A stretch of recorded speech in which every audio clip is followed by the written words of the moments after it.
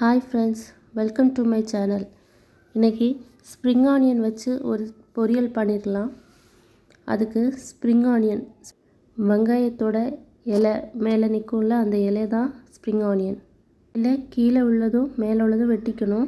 இதுக்கு ஒரு வெங்காயம் எடுத்து பொடி பொடியாக நறுக்கி வச்சுக்கிறேன்.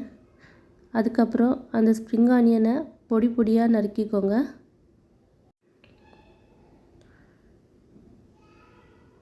இப்போ பொடி பொடியாக நறுக்கிட்டேன். இப்போ ஒரு பேன் எடுத்து அதில் கொஞ்சம் எண்ணெய் ஊற்றிக்கோங்க. அதில் 1 டீஸ்பூன் உளுந்தம்பருப்பு சேர்த்துக்கோங்க. உளுந்தம்பருப்பு நல்லா பொரிஞ்சதும் கொஞ்சம் கருவேப்பிலை சேர்த்துக்கலாம்.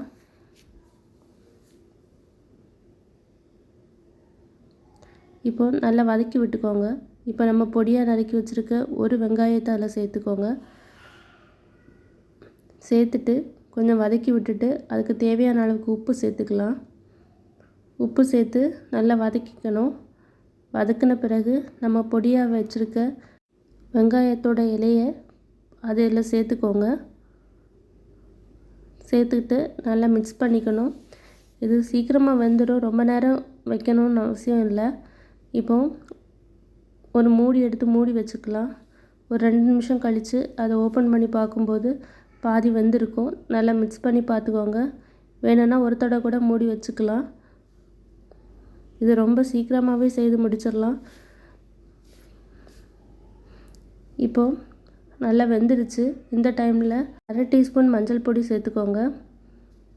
ஒரு 1/4 டீஸ்பூன் வத்தல் பொடி சேர்த்துட்டு நல்லா வதக்கி விட்டுக்கோங்க. நல்லா வதக்கிட்டு மசாலா அந்த பச்சை ஸ்மெல் போன உடனே ஒரு கைப்பிடி அளவுக்கு தேங்காய் எடுத்து அதில் போட்டுக்கோங்க. போட்டுட்டு உடனே நம்ம கேஸ் ஆஃப் பண்ணிடலாம். இது ரொம்ப 10 மினிட்ஸ்லேயே இதோட வேலை முடிஞ்சிடும்.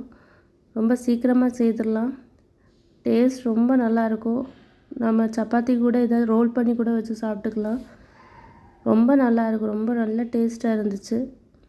நீங்களும் ட்ரை பண்ணி பாருங்கள். பிடிச்சிருந்தால் லைக் பண்ணுங்கள், ஷேர் பண்ணுங்கள், சப்ஸ்கிரைப் பண்ணுங்கள்.